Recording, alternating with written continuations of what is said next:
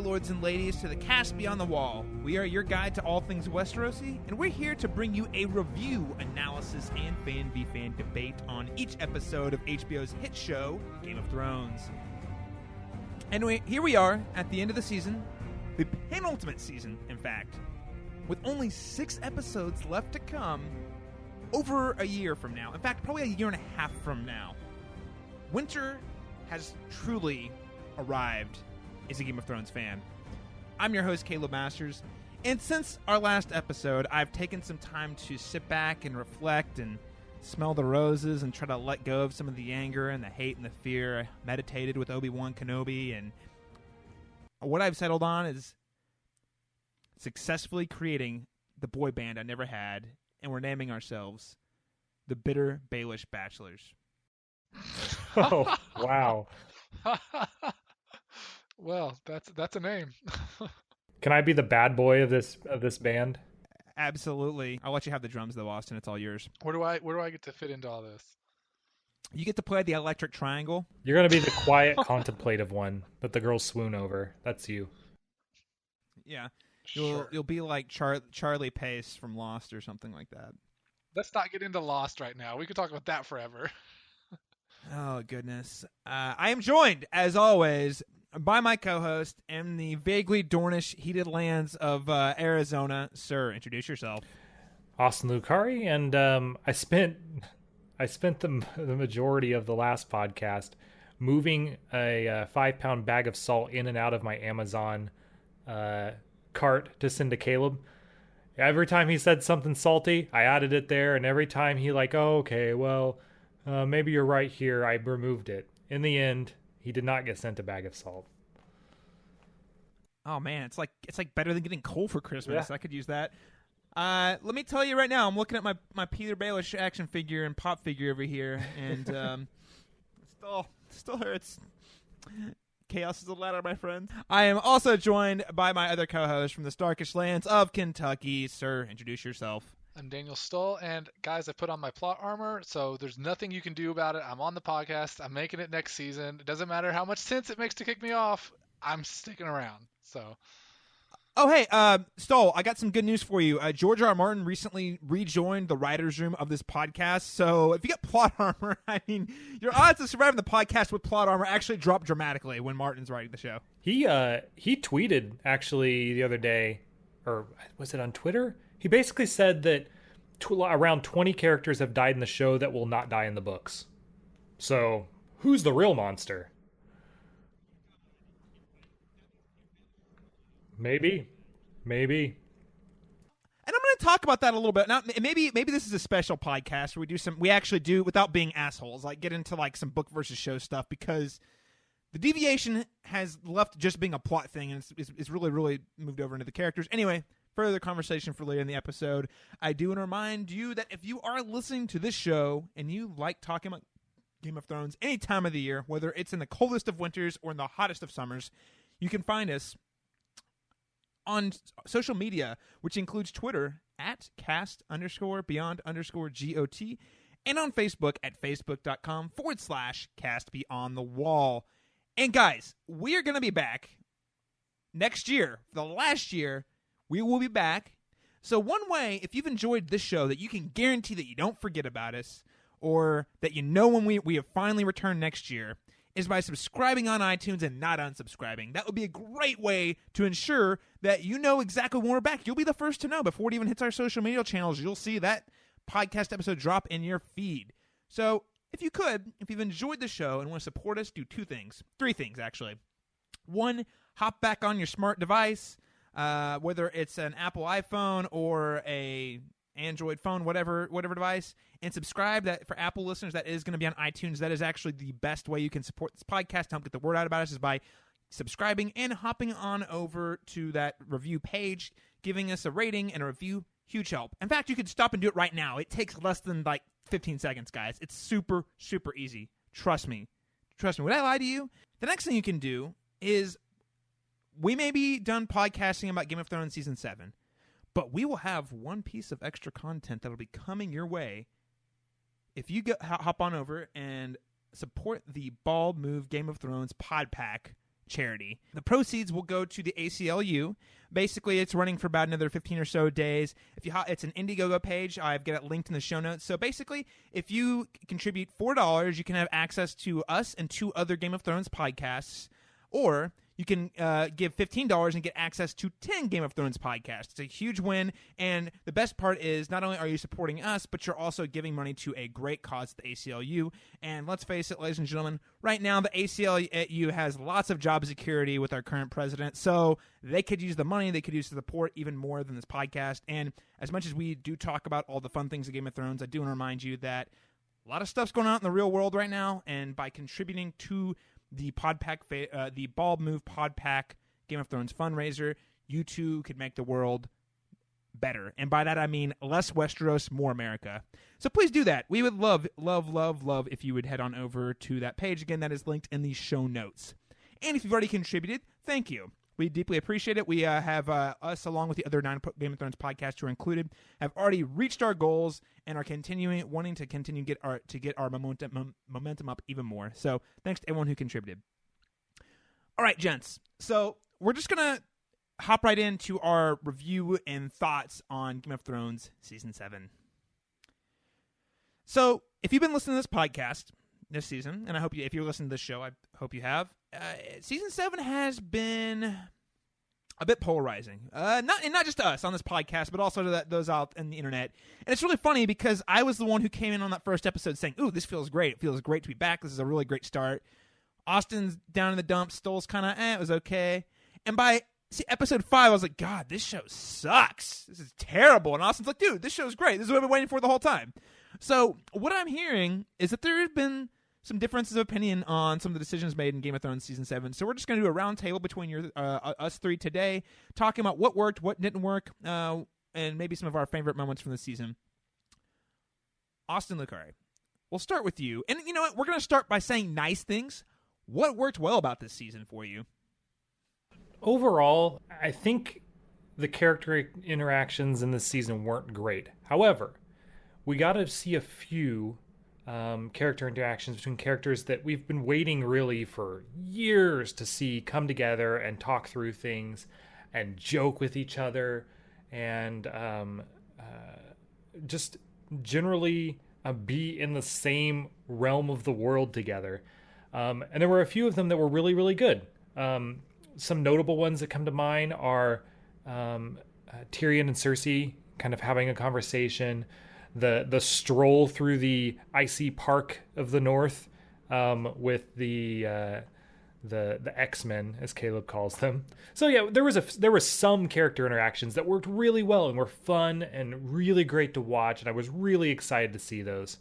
Aside from that, the CGI was really good. Like, I think we saw some effects that are probably the best of the entire season.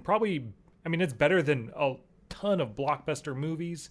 The CG was on point. The effects were phenomenal, which I think if you're a fan of the big and flashy, this was probably a good season for you.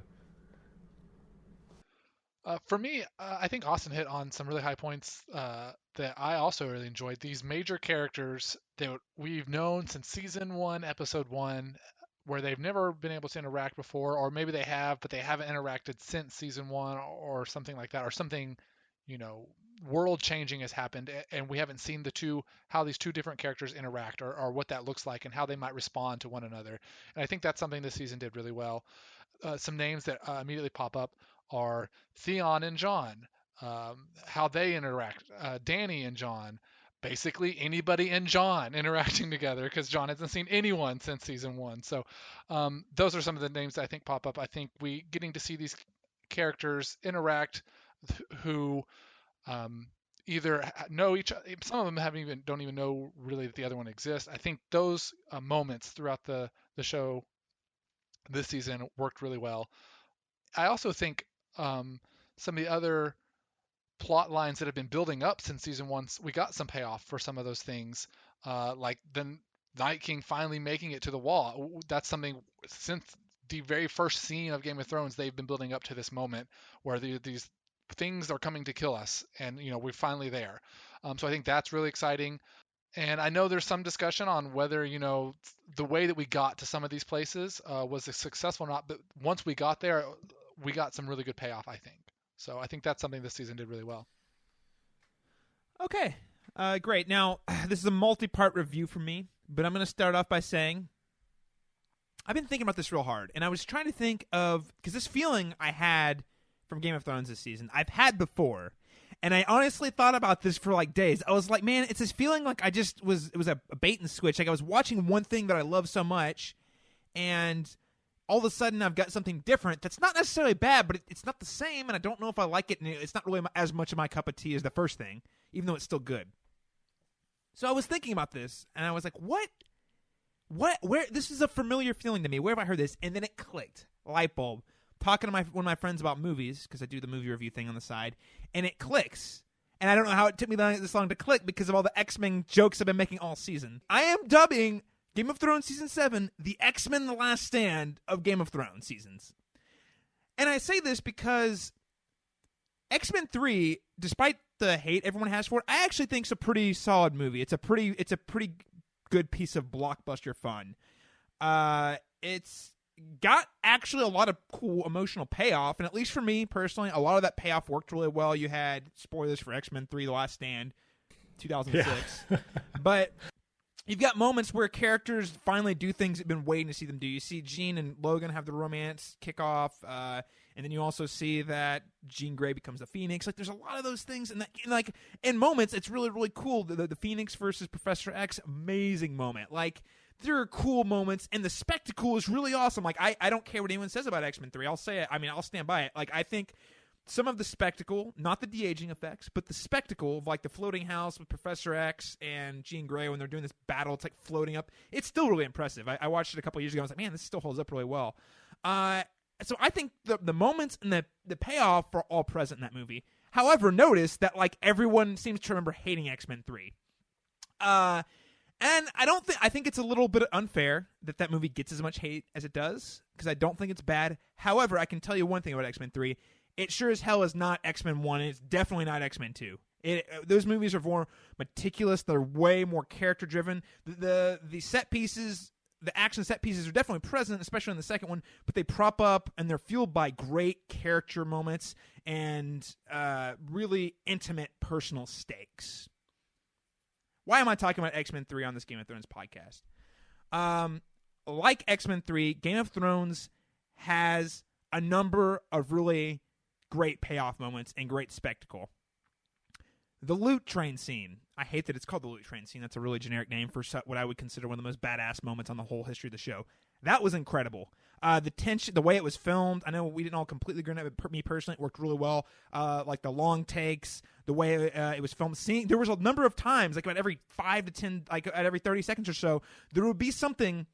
They would do something I'd never seen before, like the dudes hiding behind the shields, the fire hitting the shields, and they would turn to ashes, and then the Dothraki would stomp on their ash like that. I mean, that is mind-blowing. The scene with Bronn running to, the Scorpion or whatever it's called, like that was a cool scene. Like, so that was, for me, that's the peak of the season, and it was a home run because I felt like, by and large, yes, there were some shortcuts taken here and there, and it was a little fast, but by and large, I thought that moment worked. It fit with the characters. It fit with the way that they had set those chess pieces up really, really well, because I'm rooting for Jaime and Bronn, especially Bronn, who was on my fantasy team, and also I love Bronn. Like, I was like, oh god, Bronn seemed like the most likely target to die. I really believed he was dead, like, seriously. Versus Dany and her dragons. You know, we all like Dany enough. I mean, I have issues with her from time to time, but she's a badass, and it was really cool to see her finally using her dragons and her armies. That was great. However, and then at the end of the season, Beyond the Wall, great spectacle. The dragons swooping in and lighting all those White Walkers on fire, and even Viserion getting taken down. That's a great moment, right?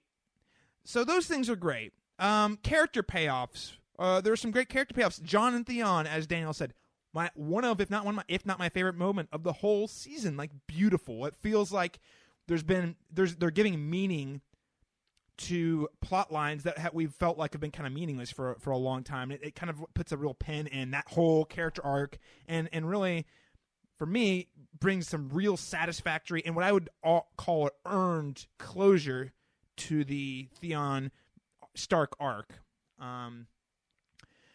So there are moments like that. Those are some of the things I like. I do like some of the, especially in the last episode, a lot of the character interactions. So like the Hound and Brienne, that's beautiful. That's great. Honestly, any of the interactions in that last episode, like leading up to the big meeting, like those were all really great. It's like, oh my god, so many of our our main characters are all in one spot at the same time, and all of them have this really complex, complicated history. It was really great. I loved that. Specifically, I'll just go ahead and say it. I liked that whole first 25 minutes or so of the finale. That's great. Those are the things I liked about Game of Thrones Season 7. So let's go ahead and talk about what we didn't like so much. And we'll continue the round robin by going back to Austin. Thank you, Caleb. Look, there's a lot to hate on this season. It wasn't the best of seasons, and I think we've talked about this on occasions. I think you'll agree with both of these. Is while there were some really good character interactions, there were some really bad character interactions. Some things that were like extremely hurried.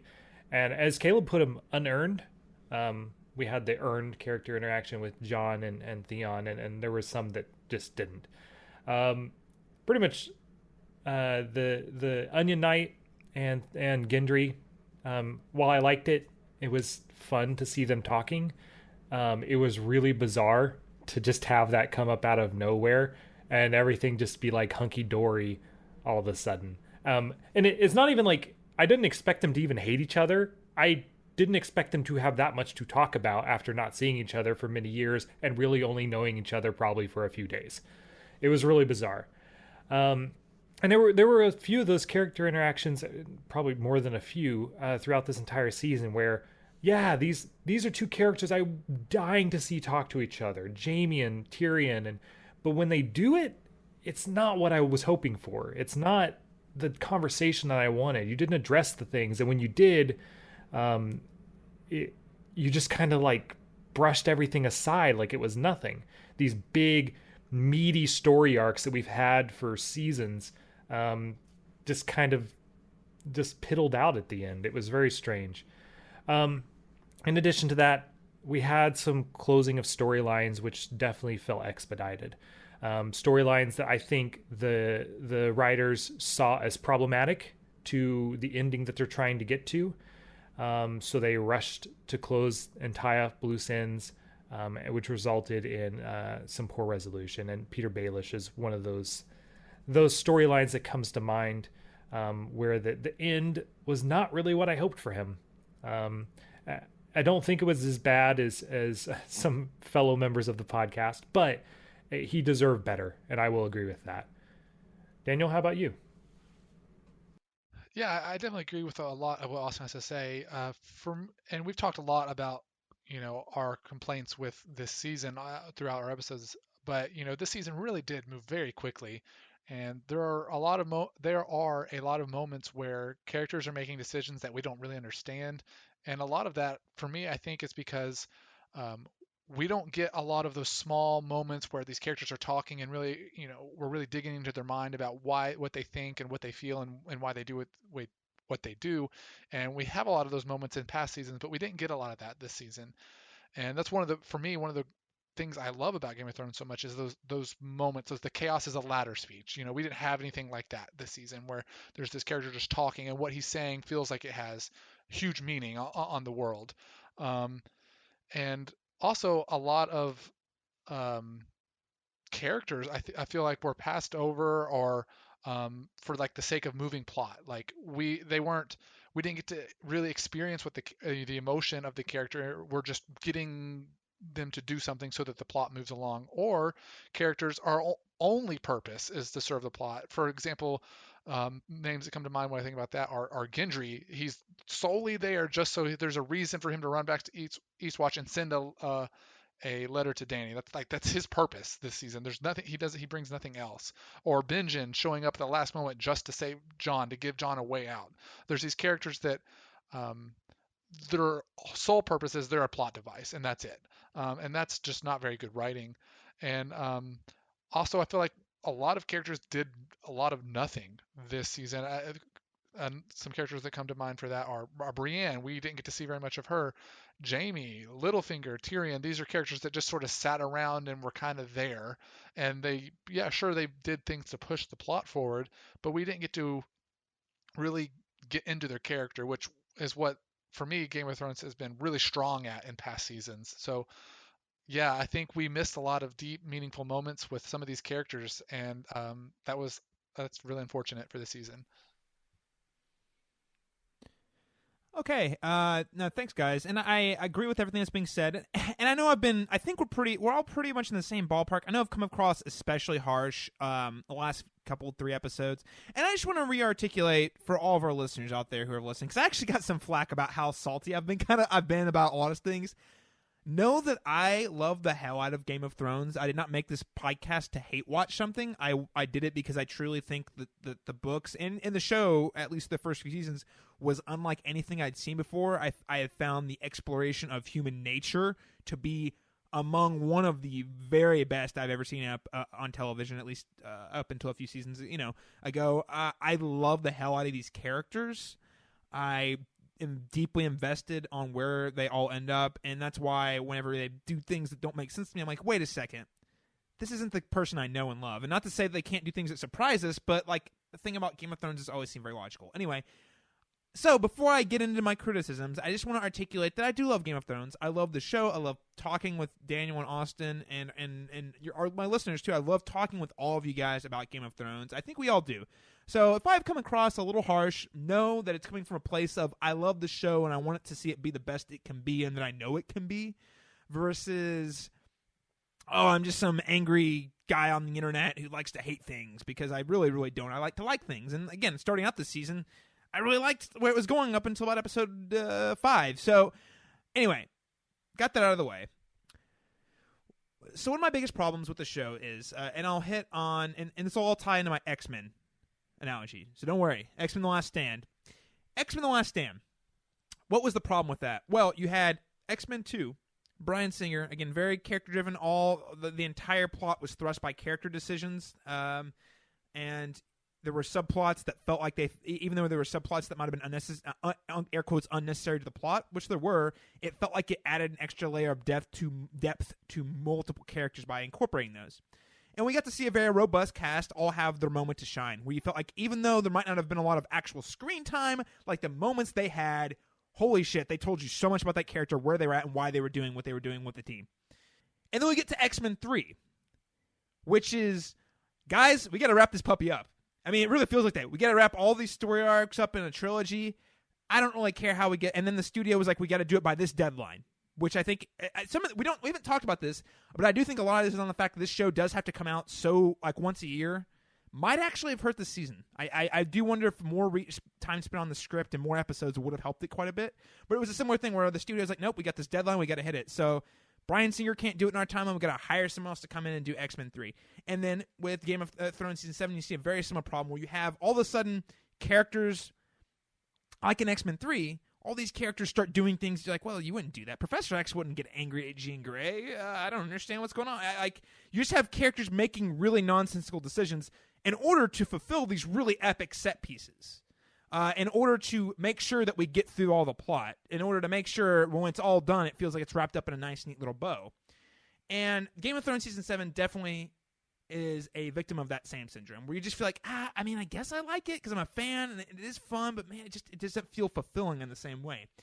And with this season, you have all these. The show wants our buy-in from a macro level. They want us to buy where this plot's going, and that they know where they're steering the ship. And I do trust that they have some notes from George R. R. Martin exactly about how he originally envisioned this series to wrap up. However, because they have given themselves, and I want to articulate this. Everyone's like, oh, they don't have time. They don't have time. They got to cram so much in. Benioff and Weiss are the ones who said they wanted this to end after 7.5 seasons. That was their decision. I'm just going to throw that out there right now. They're the one. HBO wanted this show forever. So this is not an HBO, oh, we need to wrap it up because we don't want to fund it or XYZ. This is a showrunner, Benioff and Weiss, and, maybe I'm sure there was some business-related decisions there, as a lot of the actors are probably very expensive to re-sign, but ultimately I think this is a decision that rested on them. They said, here's how many seasons we need, and here's how long we need to make sure it gets to where we're going, and I simply do not think that 8 seasons is enough time. Okay. So, back to my point. They expect us to buy in on a macro level. They need us to buy that they know where the ship is going, XYZ. The problem is, we're not, as viewers, as a viewer, it is hard for me to buy into those decisions because in order to get those big macro things to make sense, they have to sacrifice the micro things, the character interactions, the character decisions. They have to all of a sudden do all these weird, nonsensical things to make sure that the plot functions and those gears keep turning so that they make it to where they need to go in time. And I just don't think... I think that what they're misunderstanding is that the reason a lot of us love the show is because of that micro-level stuff. And when the micro-level stuff fails, the macro-level stuff fails, at least for me. Yeah, and I don't disagree with you really at all. I really don't. I think one of the things that a lot of people forget, and I know this, you guys are all mindful of this, is these guys were hired to adapt, not to write. And they did in my opinion, an extremely good job of adapting and writing those micro level moments. They've proven they can do that, and they can do it exceptionally well. But when they have to focus on the big picture too, it's just too much for these people to handle, is what it seems like.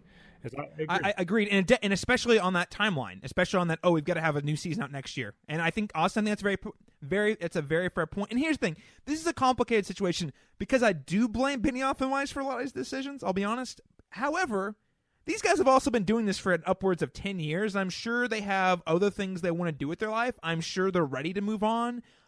And I know. As a filmmaker and a storyteller, that what they're doing is a small miracle. The fact that they're able to pull something like this off on a yearly basis with the quality of writing for this long, it is a true achievement that anyone, they should be proud of, and everyone should celebrate. Like, it's incredible. However, that's kind of the problem. They're kind of a victim of their own success to some degree because they were originally adapting this material. And as you say, Austin, I completely agree. They were hitting a home run on the adapting because they were able to write in small moments while also having the big picture kind of mapped out for them. And they did wonderfully. season 1, there's just so much great things they were doing. You can look back at a lot of the Baelish stuff from the earlier, Baelish and Varys stuff. Great adaptation. Arya working with Tywin Lannister in season 2. Completely original and incredible. Like, they did it number of examples you could pull out of them being able to hit a home run with adaptation.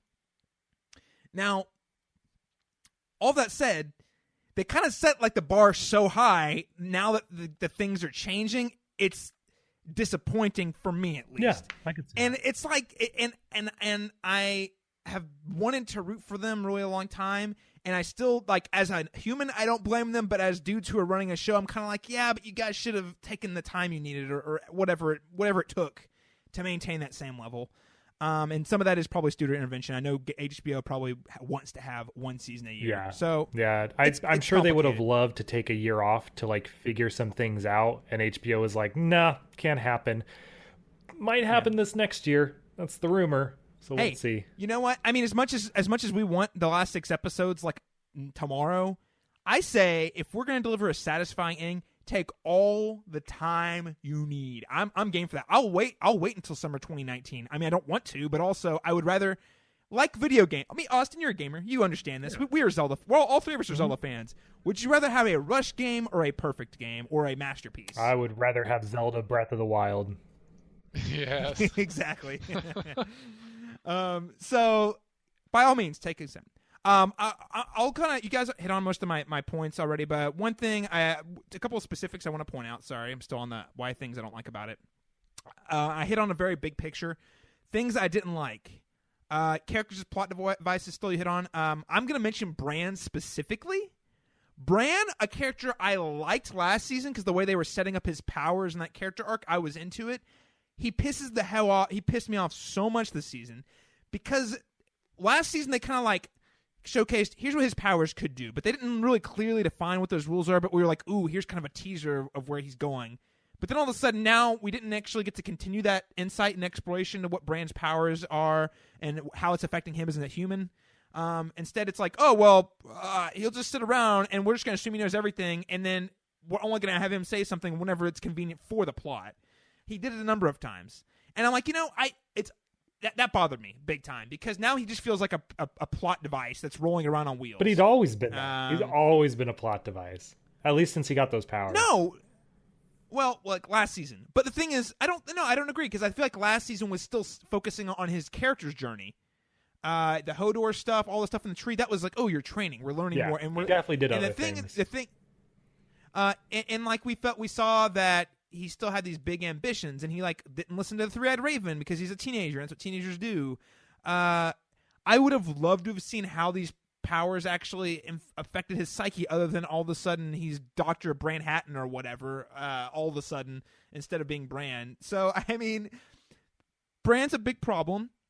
And also, plot rush, I will say, I'm not going to give anything a pass. The single biggest sin of this season from a plot perspective, in my opinion, is the goddamn, hey, what if we go get a White Walker and bring it down to Cersei? That'll work. The entire second half of the season hinged on the dumbest fucking plot device I have seen in a long time. And it was an idea that was proposed by some of the most brilliant minds on the show, which is that's where you're like, oh, what? This is bullshit. None of these characters. Firstly, Tyrion would never propose this. Sorry, I think you just caught up with the audio there. And the worst part about that for me is that none of it mattered. It didn't matter that they came down and showed Cersei the White Walker. Like, it was a pointless plot device. Because Dany would have gone up there eventually anyway. When she flew up there to save them, she saw them, right? So she would have done it. The whole point was to get Cersei on board, and Cersei doesn't give a shit. She doesn't care. So the whole thing was pointless. And you know what the most frustrating part about that is? We all know that Tyrion knows that. We all know that. We know he knows his sister well enough to know that she's not going to buy that bullshit. Like, so that's the thing. Like, it all hinged on something that, and I'm pretty sure we all knew at that moment. We're all like, oh, this isn't going to work. Like, it's not going to work the way they want it to work. For a second, I thought Cersei, like, changed her mind. That she was like, hold on, this is a new Cersei. A Cersei that cares about the well-being of her kingdom. And apparently they fooled me. So, I mean, good job, Lena Headey. I don't credit the scriptwriters for that. She did sell the hell out of that performance. So, and because of that, and because of that single decision that the whole season hinged on, and then they had that they had that on paper, and then also like the way they executed it with like Tyrion and Davos running to King's Landing for it through the drive-thru. So yeah, we never bought that Tyrion would propose that because he knows Cersei well enough to know that wouldn't work. Now, here's the thing. We get that whole thing where then, and on top of that really dumb decision, that same episode, I think was what really did me. It was a double whammy because it was that, and then it was a double whammy because then it led to Tyrion and Davos taking a stroll over to King's Landing, and then they found Gendry for no reason. Like, also, episode 5 really was the moment where I was like, what? Like, it kind of like shattered my reality of like what I perceived, because up until that point there was a lot of things that were like irritating to me, but I was like, ultimately not a big deal. That was the episode where like it did so much stupid stuff that it sent me over the edge, and now I feel bad, but now I'm more critical of the show and things it does wrong than I was before that episode. It broke your trust, right? You felt betrayed, and now you can't open your heart up again. It's small, little heart. Well, my heart is big and I love humans, but that's beside the point, because I think you're on. It broke my trust in the show. It really did a lot of things I didn't think Game of Thrones would stoop to, and I think worse than all, I felt like my intelligence was being insulted, like as a viewer. Just doing a lot of dumb things and expecting me as a viewer to go along with things that I knew would never ever work. Like, it just didn't seem in that realm, but it's like, but don't worry, if you just keep rolling with this, no big deal, just keep moving along. So anyway, a lot of things we didn't like about it. Here's the next big question. We're pretty down on it, but the question I want to ask you is, where would we rank this among the other seasons? Daniel Stull, we'll start with you on this one. this was actually pretty hard for me as I started thinking about it. It's the thing with ranking seasons against other seasons of Game of Thrones is that Game of Thrones is a really good show. And if you start thinking about some of the other seasons, there are some fantastic seasons that have occurred in this series. And so when I start thinking about this season in comparison, it's I don't think this was a fantastic season, and there are like 3 or 4 seasons I think are fantastic. So it's already on the bottom end, I think, of the seasons. As I'm thinking about it, it's got to be probably 6th or 7th place. The only other season I think that was really weak was maybe season 5. Um, but for me, yeah, this is definitely bottom 2 of the 7 seasons we have so far, which makes me feel. It sounds to me like I'm like hating on it, and I'm really not, because like in the end, Game of Thrones bad season is still really good TV. And I'm not saying that this is like terrible. Like there's a lot of great stuff that happened in this season. We got a lot of really exciting moments. But Game of Thrones is so good when you set that standard so high. When you fall a little bit, it's easy to fall to the bottom of the list. I think that's a great point, Daniel. Austin, what'd you think? Yeah, I'm going to echo a lot of what Daniel said here. This season was one of the worst seasons, and I say that with a heavy heart because I defended it for most of the podcast this season. I still do. The only season I think that is worse definitively is season 5, and I think it's miles worse. I really, really hated that season. Season 6 comes close, but there were a couple scenes within season 6 that really kind of pushes it ahead of this. The Hodor scene in particular was extremely emotional and heart-wrenching, and I had nothing even close to that in this season. So even though I had other problems with that season, I think it edges out here. So I'm going to put it, second to last. I agree. Game of Thrones is a great show. This season's still better than any Walking Dead season ever. Sorry for all your Walking Dead fans, but it's true in your heart. I'm sorry, guys. If you love it, that's great. Enjoy it. You do you. But yeah, I mean, it definitely was not the best. Okay, well, I think I'm just going to echo that. I think our placement is pretty similar because, so season 5, gentlemen, let's step back in time. 2 years ago. In fact, maybe we should listen to some of our old podcasts. I don't know. There was a point in season 5 where everyone was asking the question, is this show too depressing? That was like season 5 is where it was post Oberyn death. We went to Dorne, which was a shitty storyline. Sansa's with Ramsay. Cersei is getting beaten up by the religious zealots. Jon Snow gets murdered in the last episode. It was a downer season. So why don't I just take it back? And I remember people were being so upset about how depressing it was. They were like, well, I'm quitting. Season 5 was, in fact, a depressing season. I do think it was one of the lesser seasons. I think season 5 is the worst season. I think there are amazing moments. Hard Home was fantastic. I do think that finale, while not overall flawless, has some fantastic, excellent moments. Cersei's Walk of Shame comes to mind. Yeah, I was to say, I believe that was the Shame season as well, which is definitely a big moment too. Right.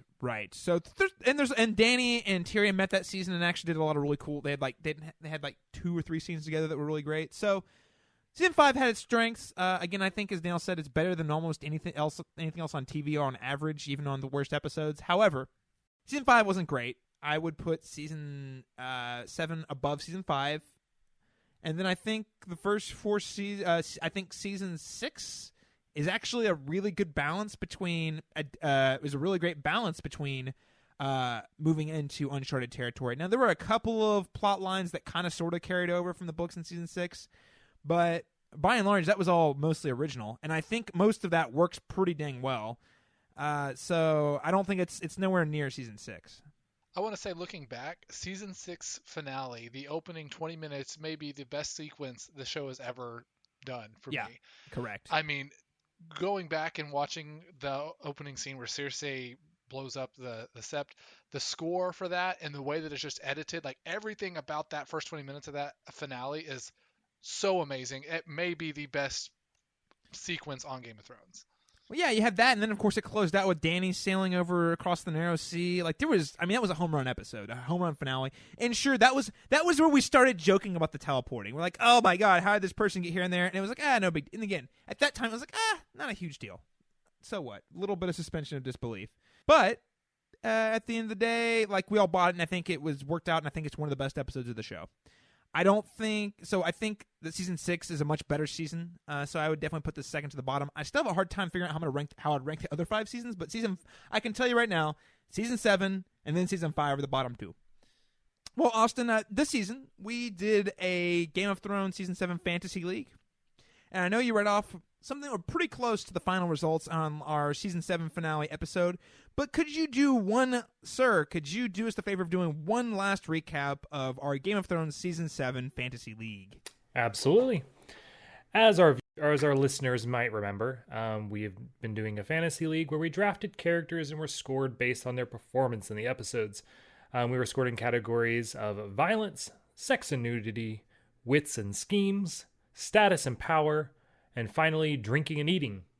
Our overall rankings stayed exactly the same as the last episode. So I won because I'm the greatest and the king and bend the knee and all that.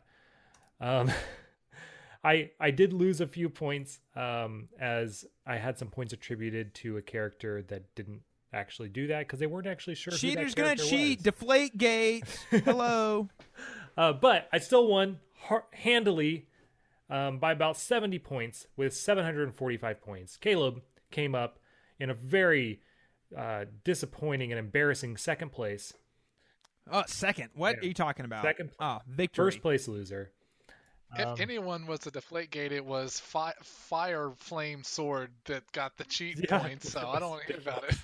No, that was in the rules. He followed the rules. That's not cheating. Yeah, it was a parlor trick. There was no Dude breaking doesn't the have rules. Magic. But you had 675 points. Mr. Daniel Stull, a team has no name, came in third place with 575 points. Gentlemen, I am very proud of us, and most importantly, I'm proud of myself for winning. But we took first, second, and third place in this league like champions. That was actually pretty impressive that the three of us ended up in the top 3 out of all of us that played. I would like to thank all of our listeners who also played with us. Mandy, Bethany, Matt, Lanie, and Alex, who all did fantastic this year, made this a lot of fun. And several of those you might remember who joined us on the podcast. So I would like to thank all of them for joining.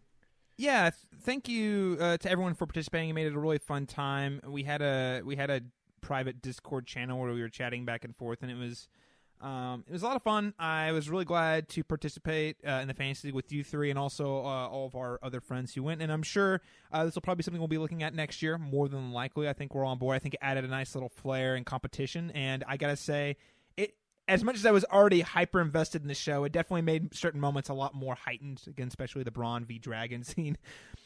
And again, one last shout out to The Verge for putting this together. Again, we did not write this game. We actually are basing all this off of a league that TheVerge.com put together. So thanks so much to the goody folks at The Verge for putting this together so that we could participate and really enjoy the season. They had some great recaps over there as well. And gentlemen, anything else you would like to add about our fantasy leagues this year? Other than that Austin totally cheated, Deflategate, Danny, whatever. Sounds a lot like jealousy to me.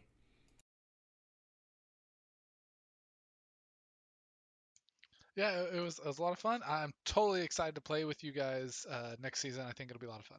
You know, we never decided what my reward would be for winning, but I'm just kind of okay with just gloating. It feels pretty good. That's all you need, Austin. You just want to gloat. That's cool. That's why I didn't pick one for you. I mean, I knew that you would get you would maximize your gloating options. Nothing's sweeter than being able to gloat. Me and Stull have to suffer for the next year and a half hearing about how you won the Game of Thrones Fantasy League.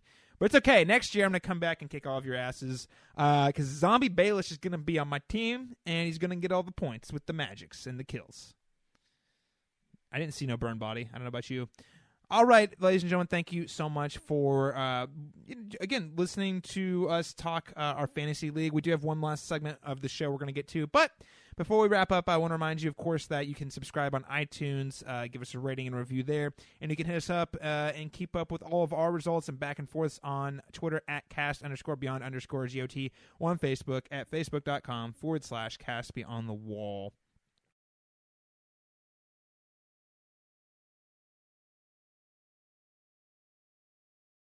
All right, so we have one last bit we want to rank them. I just want to do, and maybe we don't spend too much time, but just get hot takes from you guys. Top 3 moments of the season, lowest 3 moments of the season, highs and lows. Let's do round robin. Start with you, Daniel. And no particular order. We don't. If you want to rank them, that's fine. I don't have mine in any particular order. So we'll go with you, Daniel. Start us off. Well, in no particular order, I think the way I talk about this one will let you know where it is on my list. I think, you talked about it earlier. We've mentioned this particular moment is when Dany burns the loot train, as it's referred to now. I think that moment is clearly the top moment of the entire season and one of the top moments of the series. I think I even said on the podcast it'll probably hit top 5. After being cooled off from that episode a little bit, maybe not top 5, but it'll definitely hit top 10 moments of the series. So I think it has to be mentioned as a top moment of this season. Finally seeing Dany in Westeros using her dragons against a Lannister army, and then having the emotion of Bronn and Jaime in that moment fighting, and you don't really know who's going to win, and you want everyone to survive, but they're all in danger. It was an extremely exciting moment, and in this moment where they're fighting, and then you have Tyrion looking on the outside, seeing his brother and Bronn, his very good friend, and then his queen Dany, having all these emotions and tensions where everyone could be in danger and major things are going to happen. I think that's definitely one of the highest moments of this season for sure. Yes, completely agree. Loot train. Yeah, like you said, there's people you love on both sides, and they're trying to kill each other. And it makes us all very sad. But their motivations, the way the chess pieces have been set up, and their motivations, it all fits the glove. And it's like it's both a win-win and a lose-lose at the same time. It creates this emotional experience that is unlike anything else I've seen on television. Great pick, Daniel. Austin, how about you? First pick. In a similar example of amazing, phenomenal spectacle, the likes of which Game of Thrones has never seen, I'm going to go with the Sam Tarly poop and soup scene. Was definitely one of my high points of the season. It was a hilarious scene where I got to see Sam a little humiliated, so that was a little bonus. But the editing of that and the way that they spliced it together, and had a musical, rhythmic quality to the scene, was just a lot of fun and a nice moment of levity amidst all this very serious brooding that we got to see from Jon Snow all season. Okay, cool. That's a good pick. I hadn't even considered Poop and Scoop. I kind of forgot. That was in the first episode, so I just kind of forget all the things that happened this season. I'm going to start off by saying Theon and Jon. So I said earlier, and I won't spend too much time because I've already hit on the points. This is a plot line that I feel was very earned and was very fulfilling and satisfying. And sure, I know there's going to be Theon rescuing his sister, some sort of subplot there to kind of finalize his redemption. But I honestly felt like his redemption was fulfilled right there in that conversation between him and Jon at the very end of the season. One thing Game of Thrones does really well is it subverts our expectations. And typically that means people we like getting killed. That has traditionally been what it's meant, right? But Theon's kind of the opposite of that. He's a guy that we hated early on. He was kind of an asshole in the first season, and then in season 2, he goes off to his dad. He does, and he ends up betraying the Starks, and then burns those farmers' boys. And you're like, oh my god, this guy's a monster. This guy's evil. We got to get him. And then season 3, he gets tortured the whole season. And then season 4 and 5, and he's Ramsay's little pet, and you're like, oh man, I take it back. I'm sorry I wanted this guy. After you watch that. In season 3, when you're watching that torture, you're like, I'm sorry I ever wish this upon anyone because it's just so miserable to watch.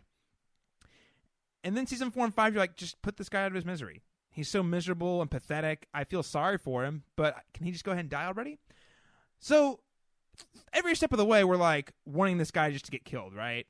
And they don't kill him. And I think it's a really brilliant move because what that allows him to kind of rebuild who he is as a person and find and now that he's far enough removed from both the Starks and the Greyjoys' expectations of who they want him to be, he's kind of become his own person and is still deeply sorry for the actions he's committed and seeks forgiveness. Again, going back to season 1, Theon, that's a pretty big flip-flop of an arc. asking for forgiveness from Jon Snow, the lowest of the Starks, because of his, he's a bastard, or he was a bastard until he found out he's actually Targaryen. So I think that's a really great subversive thing to do. This character that you want to die for multiple reasons throughout the show actually gets to live, and he gets to have his moment of redemption, and it feels fulfilling and earned and moving. So that'll be one of my picks. I just want to say I wasn't on my list, but I do completely agree with you, Caleb. That was definitely one of the highlights of this season. All right, so let's go ahead and go to round 2. Stull, throw it at us. For me, I'm going to pick Olenna confessing to Jaime. I really enjoyed that moment. The more I thought about it, where she gets to where she wins the scene in the scene that she dies in. It's just really, really cool way to spin that whole scene. And then she gets the satisfaction of knowing that Jaime's going to go back and tell Cersei that she was the one responsible for her for Joffrey's death. And I just really, really enjoyed that moment. When I always really kind of liked the Tyrells. Sad that they all ended up not making it towards the end, but I feel like for me, in her own death, she finds victory, and that's really exciting. Yeah, I think that scene works really well because of how Jaime reacts to it. His reaction to what Olenna is saying, and Olenna is always going to be like the snarky, nasty old woman who we love. But the way Jaime is like, a lot of other characters you would expect to have them like get angry and stab her. Jaime doesn't do that. Jaime would never do that. And the way he reacts to it just makes it all the more enjoyable to watch, I think.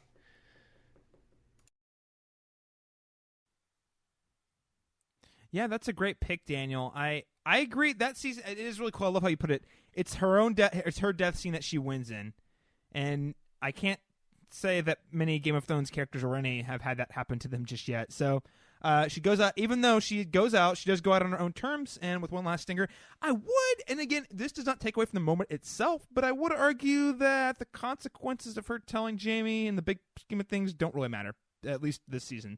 We'll see what happens next season. But so far, didn't seem to yield a huge impact on Cersei, but we'll see. So, Austin, your next pick. Yeah, I think, and another great interaction for my second pick, I'm choosing the scene between Cersei and Tyrion at post the big dead man meeting. This scene really delivered on something that I'd been hoping to see for a long time. Cersei, been one of my favorite characters since day one. She is a fantastic character. I find her to be one of the most complex and interesting characters in the show. And to see Tyrion approach her with the trepidation that he does, because he's clearly very scared, and rightfully so, but be able to speak with her and express, I love those children. In your heart that I had nothing to do with this. And to see Cersei kind of break down and really admit to herself and to Tyrion that she knows Tyrion wasn't involved in any of this. And she still pursued it. And she always knew. I think that makes that scene so good. And you get to see Cersei be this character that has a soft spot and is still very much connected to reality, but is able to compartmentalize reality in order to meet her goals, as she has done in the past. It was an impactful scene for me, and one of the high points of the season. Yes, great scene. It was nice to see those characters reunite after so long. I will say, one complaint I have was about the Tyrion Jaime reunion scene we saw where they kind of touch base in the dungeons. Big letdown. This is the kind of caliber scene I wanted to see from that scene, because the Cersei Tyrion scene, I think, delivered a lot. I don't know how much it actually advanced the plot, but it just was filled and packed with wonderful character moments. Really, really great character moments that I dug a lot. So, yeah, great pick. I'm actually going to go ahead and throw another one out there. The Hound's Redemption. In the first episode of the season, we see the Hound kind of confronted with the dead bodies of two people that he didn't necessarily kill directly, but he left for dead. So if we get that's the farmer, the farmers he ate dinner with back in season. Him and Arya ate dinner with back in season 4, And it was interesting because he was confronted with the fact that completely innocent people who had actually helped him had actually died, and he was directly responsible without actually swinging the sword himself. He was directly responsible for their death because he took their money and their food.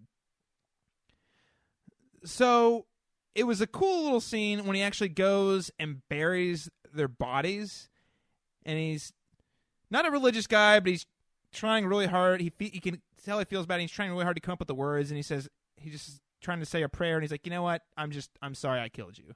It was a nice little moment that I think got kind of lost throughout the season as we had a lot of bigger moments and other moments of the characters, but I liked it a lot. It was nice and touching. And again, as I believe it was you or Dalton Austin said earlier this season, the Hound I don't think is long for this world. His arc is all but fulfilled at this point. I mean, he's got to confront the Mountain, I guess. But once that happens, I think he's done and he's dead. So it was great to see him kind of come full circle with that. Yeah, I didn't give that scene enough credit in the moment, but looking back, it was a really important scene and a really great scene in this season. I agree. All right, Daniel, go ahead and take us through our next point. For me, it was kind of hard for me to come up with a third one, but what I'm going to go with actually is the death of Viserion. And now the reason I say the death of Viserion, that is Dany's dragon, is obviously it's emotionally very sad that this dragon dies. But for me, I'd always kind of had this idea in the back of my head that Dany would just fly north, the dragons would burn everything would be okay. There was never really a real consequence for making that decision. This creates that situation, which Game of Thrones does a great job of, is it gives them a consequence for making these decisions. It's not just going to be easy it's not just going to be her flying up with her dragons and burning everything and everything's all okay. There is a very real scenario where she loses all of her dragons if she goes up there now, and I think that creates a tension that didn't exist before. So for me, that was a very crucial moment in this season. And in a season where we criticized the show for not building up to enough things, I think they did a really good job of building up to this death. And I think we all kind of saw it coming that she was probably going to lose a dragon, but the whole ballista thing with Qyburn and all of that down there in the basement with the skulls, I think we all knew that it was a possibility the dragons could go down. And they did do a good job of setting our expectations for that impending danger. Yeah, I agree. They did set the expectations. I think that's a really good point with the little javelin bit. That was a good point. They did set that up kind of with the scorpion. I will say it would have been better had we known the dragon better, or they just killed Drogon. That would have been pretty kind of added up the ante a little bit, but I digress. It was a good moment. Austin, how about you? What's your next point? My final point is a bit of I'm kind of not following the rules here a little bit, but it's really any scene that we got to see with Euron. And I say this, one, as a Greyjoy fanboy, but two, he's the villain that we needed right now. He's not like purely evil, but evil enough for the audience to hate him. He's funny. And I just, like, if you look back at some of these scenes that he was in and some of the episodes he was in, were he not in them, they would have been really, really boring. So for me, the kind of fleshing out of this character and getting to see more screen time with him and see him like come into his own, it's like the second coming of Oberyn for me, and I loved every second of it. Oh, please don't compare. Oh yeah. Don't compare him to Oberyn Martell. Oberyn Martell is a joy and a masterpiece. Euron is. You guys are missing Euron out. is a cartoon character. You guys are. He's a cartoon character. Hey, I love cartoons too, and it's a lot of fun. And this season was mostly made of cartoons, so I think it works really well. And his over the topness is fun. I'll give you that. But no, he's no Oberyn. But again, this is fun. This is a good little chat. My other moment that I liked a lot, actually, is the scene between Jaime and Cersei at the end of Game of Thrones Season 7, where he basically confronts her. Again, this is a great moment. Should it have happened significantly sooner? Absolutely. However, great, powerful, emotionally charged moment between people who love each other but are also living in an incredibly toxic relationship. I thought this was a scene where I thought we were about to get Game of Thrones. I was so into it, and we're so close to the end game. I actually thought Jaime might die when Cersei threatens his life. I really believe that was about to happen. And when it didn't, I was still cool with it. It was also really great to see Jaime just kind of taking ownership of his own and control of his own life and just walking away to go become his own person. He's not a slave to Tywin Lannister or Cersei Lannister. He gets to make his own decisions now. And that's something I've wanted to see from that character from a very, very long time. And as an added bonus, we get that really beautiful moment outside of King's Landing where he's riding away when the first snow starts to fall. And it kind of is an homage to one of my very favorite moments in the book. So I was really glad to see that play out on the screen. All right, gentlemen, let's go ahead and move over to 3 moments that we didn't like this season. So kind of the lows. And Austin, we'll start with you for this round. Sure. This is a scene that I kind of kicked off my hatred of this season on the wrong footing, because I ended up defending it for most of the season. But it's the Arya Ed Sheeran scene in episode 1. Oh God, I forgot we had a huge argument about this. Yeah, we did a very big argument. To me, this show is about immersion, and it's about like settling into this other world and enjoying the world of Westeros for an hour each week. And that scene in particular completely threw me out of it, and I hated every second of it. And it's still, to me, a black mark on the show that it was ever included. So yeah, that was a low point for me. You know, Austin, I am so glad that you included this. I didn't realize you were going to include this on your list. I'm glad you did, because we got to put a cap on this whole conversation this season. I defended the heck out of this scene under the assumption that Arya knew that the Starks hadn't retaken Winterfell. So basically what I'm saying is you were right. That scene is worthless. Now, at the time, I liked it because I was like, oh, I don't think it's totally useless. Trying to have Arya show her how far she's fallen, but they kind of did that same thing in the next episode when she runs into Nymeria. And that was when I was like, the second episode, I was like, oh shit. That means that episode 1 was totally pointless, just there for the cameo, even though I defended it. So, Daniel, Austin, I'll throw you a bone. You guys were right. That scene was pointless and pretty terrible. Now that we know, again, this is one of those, like, you don't know. Like, at the time, you're like, well, this could go somewhere really, they could be doing something cool here, and it seems like they are, so we'll give it some, have some faith. But then when you find out it doesn't pay off, you're like, let it slide. But episode 1, Caleb still held out hope. Well, episode 1, Caleb was like, wait, well, this might go somewhere. Episode 1, Caleb was like, well, we don't know where this is going. But now that we know where it's going, as we'll talk about in a moment, now that we know where it's going, it's really easy to say, well, I don't think that worked out very well. Daniel, what is your pick? For me, I went more of a generic idea. I'm just going to say plot armor. For me, one of the greatest things about Game of Thrones is that at any moment, if you feel like your characters are never safe. And I felt like this season, well, yes, there was those little tiny moments of paranoia that I had. No character was really ever felt in danger, really. The closest we got was maybe episode 4 with Jaime and Bronn. And then we see right after that they escape, and there's really no consequences. And it felt like a lot of characters should have felt or experienced some level of consequences this season, and they kind of just didn't. And I think that was, for me, just weak. I didn't have, as Austin talked about, like Hodor. There was no emotional, heart-wrenching moment that Game of Thrones usually delivers on. That I did not get to experience that this season, and I did miss that, even though it's sad and heart-wrenching when those moments happen. I didn't get to experience that this season, and so for me it was a weak point. It felt like there was too many characters that were safe from consequences. Yeah, I think that's a good point, Stull.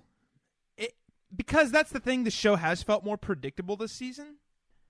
Because of the plot armor, it's really weird. Like, we're in this moment where it used to be like it felt like anyone could die, and now it feels like, well, certain characters could die, but they probably won't. Like, I mean, even like the big travel to the Beyond the Wall North felt like you're like, oh, they're probably all safe. We thought one or two of them might die, and then of course the most dispensable character up there dies, but none of the Jorah doesn't die, the Hound doesn't die. None of the characters that we're really, really invested in died. It was there were plenty of moments where characters even should have died, and they didn't. Jaime being the perfect example. Dude attacked by a dragon, floating to the bottom of a river in heavy, heavy plate armor, and somehow tiny little Bronn swims him ashore after being underwater for like 5 minutes. It was dumb. But yeah, I agree. Plot armor was in full effect this season.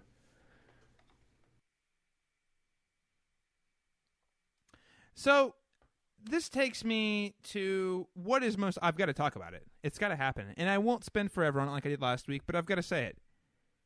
It's got to be said. Baelish's death was pretty bad. Now, you know what? I'm not even going to go as far... I think the moment in which Baelish dies is it's a cool execution. Like the way the scene unfolds is kind of cool. The whole Northern storyline, in general, for me, is a low point. I think, ultimately... that all three of our characters, Sansa, Arya, and Baelish, are all underserved by the way that events transpire. So it finds out, now that we've distanced ourselves from the finale a little bit, it finds out that Benioff and Weiss kind of like wrote this scene and then worked backwards from this scene. They knew this is the scene they were going to end on, so like, okay, how do we get here? Some other shows, like Breaking Bad, for example, they do this all the time. Season 5, Walter White has a machine gun in the back of his... Spoilers for Breaking Bad. He has a machine gun in the back of his car and a flash forward. And you're like, how did he get that? And then it ends and we don't come back to it for like 2 years. And you're like, how did that happen? And they wrote backwards. They actually didn't know. They didn't know where that was going at all, right? That's a really good use of that technique. Game of Thrones, I don't think, implemented that nearly as well, because what we saw was, firstly, a few things. So firstly, it made all of them seem dumber. All three of them seemed kind of dumb. Baelish's schemes seemed really small fish, small fry, which is uncharacteristic of him. And then you had Sansa, who's already kind of fallen for Baelish's trap and seems like she's too smart for it, but then the show's wanting to buy that, oh, maybe Baelish could bring her back into his woes, and that she was actually doubting Arya for a while. And then you have Arya, who just doesn't really change much. She just shows up and is a cold-blooded killer, so not much happens there, which I think, again, is a disservice to that character. I think that this whole plot line, and if you go back and listen, like I was pretty frustrated all season long because my gut told me this was going to end with Arya and Sansa uniting to kill Baelish. But I was really hoping it would do something a little more subversive, and then the way it was unfolding was so weird that I was like, well, maybe they won't do that because this doesn't seem like Arya and Sansa doing things they would never do.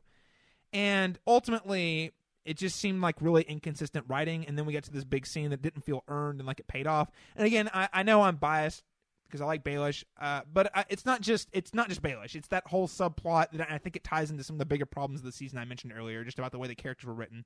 So for me, that whole plot line and the North and Winterfell was a huge letdown. We'll do round robin number 2. Austin, next pick. Thanks, Caleb. For my second pick, I'm going to go with the Jon Snow heritage reveal. I was a little annoyed with this reveal at the end because it's not how it was done, really. It was all kind of fine, and I even think like the incestual sex scene after the fact was kind of like a big FU to the fans a little bit, and I think it worked in a decent way. But I didn't like how dumb it assumed the audience was. I think the point would already been driven home in multiple scenes prior to this. And it just was like beating the audience over the head. Hey, in case you haven't figured it out yet, he's a Targaryen, just so you know. So I think that was a low point, even though I think a lot of people probably viewed it as a high point of the season. Yeah, Austin, I'm glad you brought that up. So I agree with you. I think they really were on the nose about it. Like, they wanted to make sure there was no ambiguity about what was going on. They wanted you to know, definitely without a shadow of a doubt, that Jon Snow was a Targaryen, and that Daenerys was his aunt. I think that's a cool plot point. But I think you're right. I mean, and what in a certain way, I do like that the writers kind of threw it in our face. The reveal in our face. They're like, oh, we've been shipping them hard all season. This is what you want. We know what you fans want. We know what you want. Here it is. Oh, but guess what? As they're doing it in bed, you find out, oh, and she's his aunt, which we all kind of knew this already, but it's like, oh, snap, in your face, viewer. So on that level, that's kind of cool. However, that requires them to really just telegraph, and not even just telegraph, just read us plot. Read us these developments in a way that feels uncharacteristic of the show. And also assumes that we're all very dumb and can't figure it out. Now, also, I will say, not every person has a Game of Thrones podcast where they talk about it and spend hours thinking about it every week. And not everyone even goes online and reads theories like we do. But still, that's kind of the beauty of the show. It assumes more of the intelligence of its audience. So I think that's a great point, Austin. For me, my second low moment is going to be, and I'm just going to, it was the characters being used as plot devices. For example, earlier I brought up Gendry and Benjen, and Caleb mentioned for him, Bran was one of those characters. We had a lot of characters that were just there to service the plot and didn't have character moments or any depth to them. Their sole purpose was to do one thing or two things that made the plot move forward, and that was it. And that was really frustrating.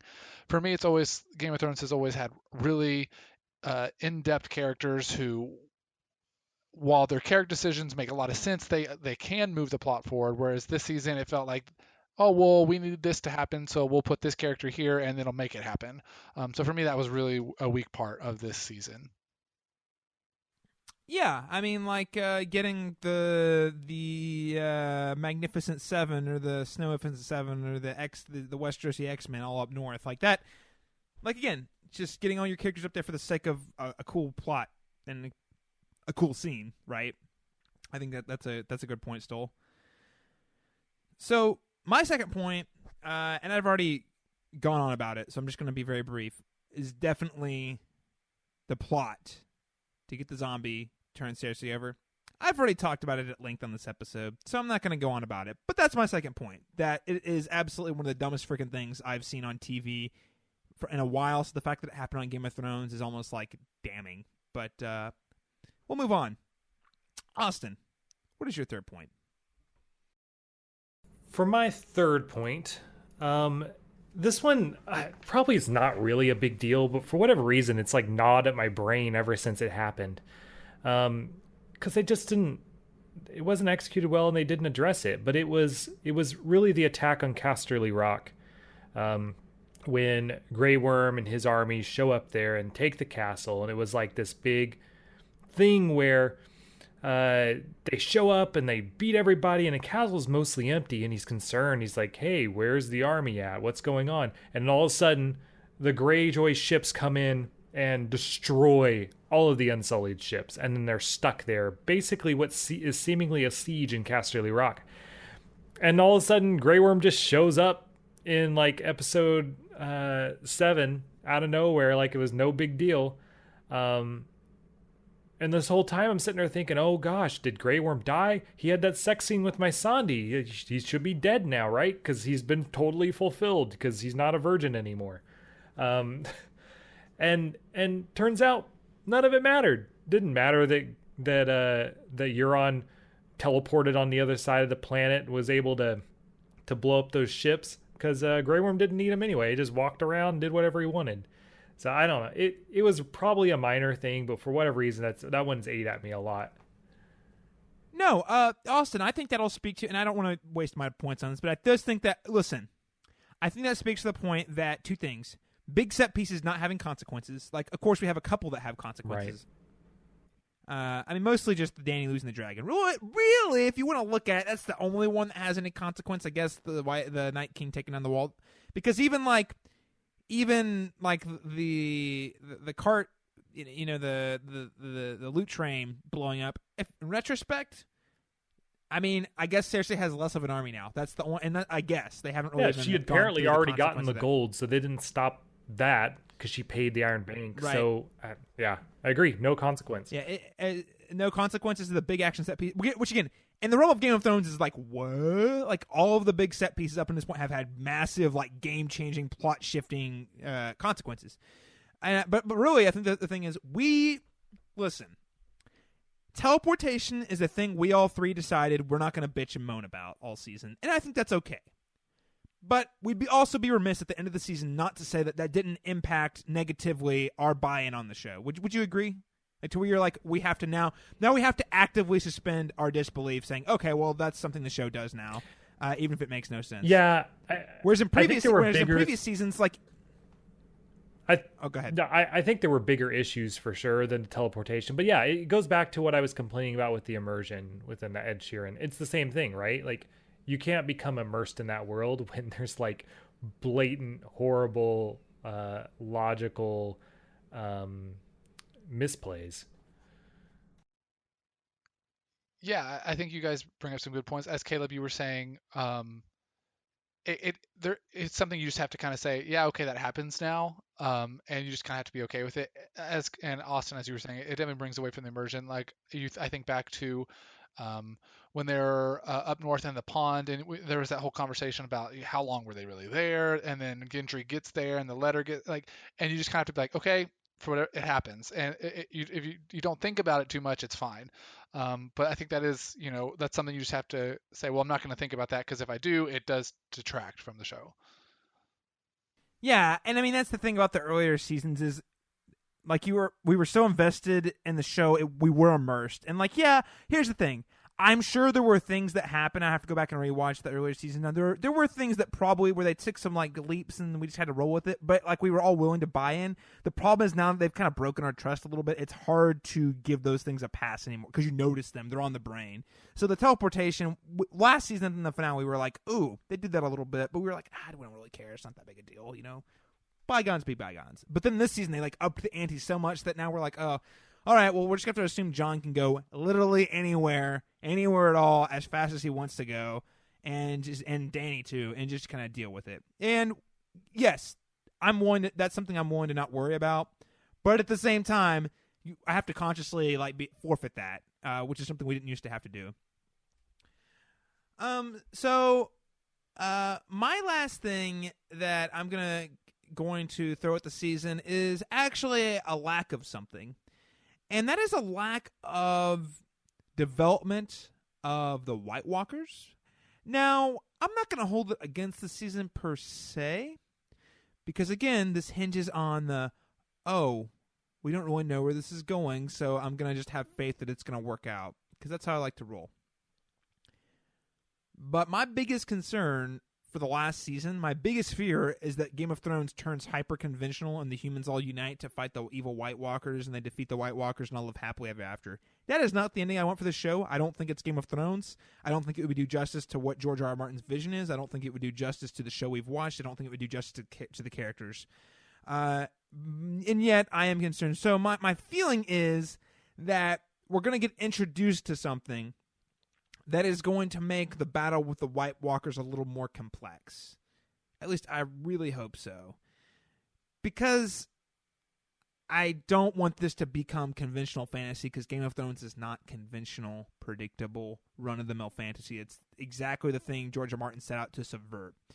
So there wasn't really any move forward on the White Walker origins, the White Walker motivations. We don't know we don't know what he actually wants.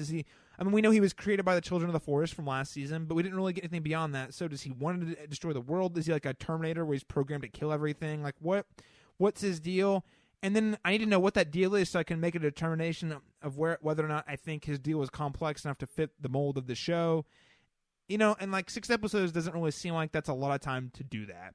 Again, it's not really a strike beyond the show, but I will say there were certain things lacking from this season that I felt really could have helped it out and set it up for the end game a little better.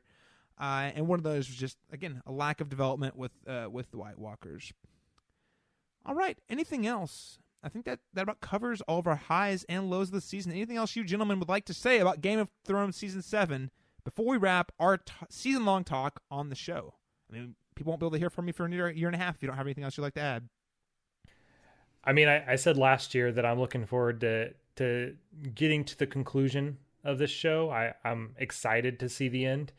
Now I'm a little hesitant to say that again after seeing how rushed it ended up being, but I am still excited to see how this all ends, and one more season, guys. So I guess savor it for what it is.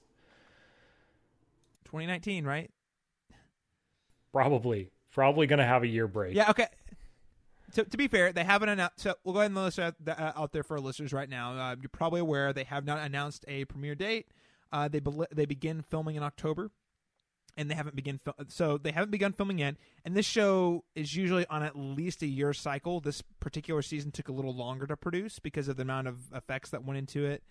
So I would venture to say, optimistically, you're looking at like a January, February premiere in 2019. That's very optimistic, though. I think the more likely is we're going to find Game of Thrones back in its more traditional time slot of March and April in 2019. I think that's where we're going to see it conclude. But maybe I'm wrong. Maybe they've only got 6 episodes, so maybe they put it together faster, and it ends up being a fall 2017 show. I don't know. I could be wrong, but that's my gut's telling me. Stull, anything else you'd like to add? Yeah, like we've already talked about, this was one of the weaker seasons, but still overall really good season. In the sense that we got some really good payoff, and it's still Game of Thrones. We still get all the great moments that we want for the most part. Um, so I'm super excited to see where this ends. I think it's going to be bittersweet, and hopefully not as bitter as I think it might be after this season. But I still have hope that we can turn this around and have a really solid finale to the series. So yeah, I'm excited to get there. Okay, great. The last thing I would add, and again, I already said it was this episode, I love Game of Thrones. I am not critiquing it so harshly because I hate it and because I've been hate watching it this whole time. I do love the show. One of the reasons I fell in love with Game of Thrones is, at least at the time when I started watching it back in season 2, it really helped challenge my perception of how other people operate and how morality works. Good versus evil is not so concrete. Things are a lot more ambiguous. It's more than good guy versus bad guy. It's more like everyone's kind of a good guy and a bad guy, and they're all trying to get their goals accomplished. Really, when the show is reflecting on that type of stuff, and what happens when you pit these types of archetypes together in a very realistic, logical setting, that's a lot more like the real world than it is like Lord of the Rings. And that's what I loved about the show. It's the reason I fell in love with it and started a podcast for it. And I hope this season certainly was not the best reflection of the reason I love Game of Thrones. But I will say I do hope it ends on that note still. I hope it does get back to that thing I loved, which is subverting our expectations, revealing greater truths about human nature, what drives humans, and how we can all learn to better understand each other, live together, and also prevent our own beheading. I really do hope it gets back to that in the last season to some degree, because I think that would make me very happy, and a bittersweet ending would be preferable. But overall, good season of TV. I was still highly entertained. I still think it's one of the best things on. And they are still breaking lots of ground with the things they're able to accomplish on television. So kudos to everyone who's worked on Game of Thrones. All right, gentlemen, let's go ahead and wrap up the show by letting everyone know where they can follow us. It's going to be a while before we're back talking about Game of Thrones, so maybe the people, our listeners, or folks on the internet want to keep track of us in the off season. So, Austin, Lucari, where can people keep up with you online in between Game of Thrones seasons? If you want to follow me, you can follow me on Twitter. My Twitter handle is ACLUCARI. Post movie, video games stuff. Probably a lot of Destiny stuff right now. So yeah, follow me there if you like. All right, Guardian. Good work. And Daniel Stull, where can people find you online if they want to keep up with you between seasons? They can find me at Daniel Stull 23.